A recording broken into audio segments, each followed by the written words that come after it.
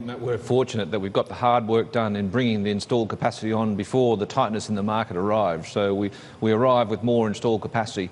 We've absolutely benefited from the higher prices. That's been fabulous. But you need to control your costs during a period when the market's starting to turn and the industry's running, a lot hotter. Yeah, costs are a big issue. We're just back from Diggers and Dealers in Kalgoorlie, and that was one of the big talking points, particularly in the gold space, but that labour costs are on the rise, cost inflation's creeping up, fuel costs creeping up. I know you've guided to say today that your costs are going to rise. It's going to be around $64 a tonne over 2019. Is there more work to be done in getting costs out, or are you pretty much at the optimal level right now? I think there's hard work to be done here. We finished the year at 62. We're guiding 64 for the new year. We can see costs on the horizon, under pressure. And so you've got to be ever diligent and maximise your margins, particularly when prices are good.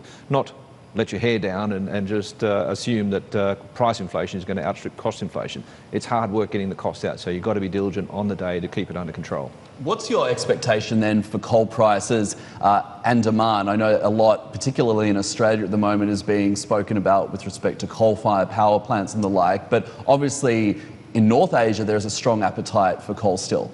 North Asia, Southeast Asia, absolutely. I mean, now our growth, you look at it, we've quadrupled in 5 years our volume, all going into fuel these new power stations in Asia. So that for us is really part of the story here.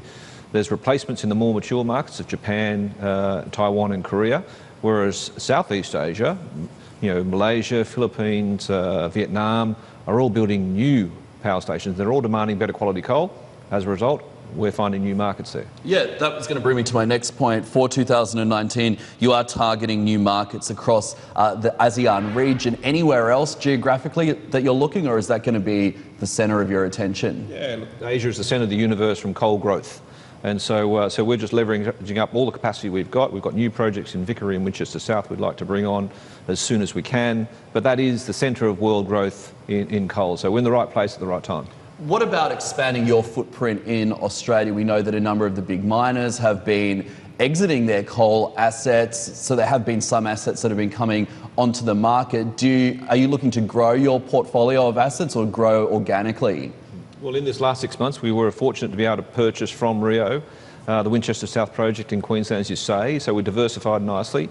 A really nice quality met coal project there, undeveloped, but large scale, and the economics of that look really good. So we're working with the Queensland government to try and accelerate the development opportunity for ourselves as quickly as possible.